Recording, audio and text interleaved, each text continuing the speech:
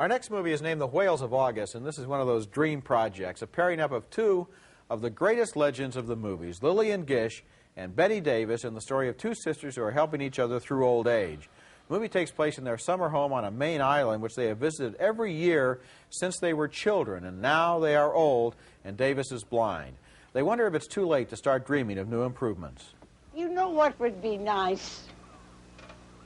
What would be nice? A big picture window here instead of these two. I've always wanted one. It would be too expensive.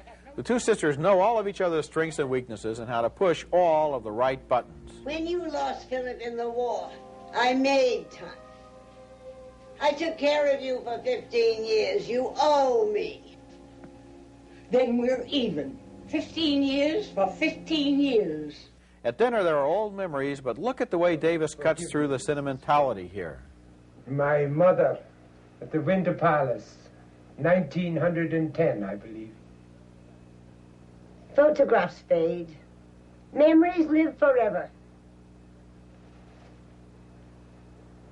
Alas, Mrs. Strong, memories can fade too. That has not been my experience. And listen to the strength in her voice there. The Whales of August is fairly predictable as a story, and it does move a little slowly, but that still leaves some good reasons for seeing the movie. For example, the performances by Lillian Gish, who starred in Birth of a Nation and whose lifetime as an actress encompasses the entire history of the feature film, and the equally fascinating performance by Bette Davis, who plays a three-dimensional human being here and not one of those horror movie freaks she's played in so many of her later roles. And almost overlooked with those two great legends, there are also strong and subtle performances in this movie by Vincent Price and Ann Sothern. The movie is really about how the cinema itself is a time machine, a place where the audience, as well as the characters, can find old memories. Well, Roger, I had a problem with the film in that I think that there is one extraordinary performance at its center and nothing to equal it or supporting it, and that is the work of Lillian Gish.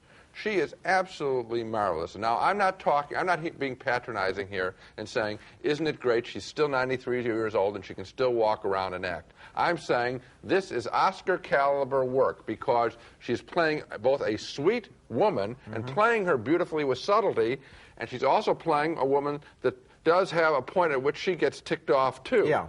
And it's an extremely fine performance. I found the rest of the characters, including the Bette Davis character, to be written not as well and not as full, and as a result, the film split in half. When Gish is on the screen, I'll just take an great. example. What about Vincent Price? Now, wasn't this good work by Vincent Price? Didn't you really believe this man who, in his own genteel way, has to live off of the kindnesses of strangers because he doesn't have any money? I saw him as his former supporter has died. Now he has to ingratiate himself. I just saw him as a doddering character walking in on them. I don't think that's fair. I'm just saying there is a reason to see the movie, and that's Lillian Gish's work, and it's not because she's old. It's because she's good.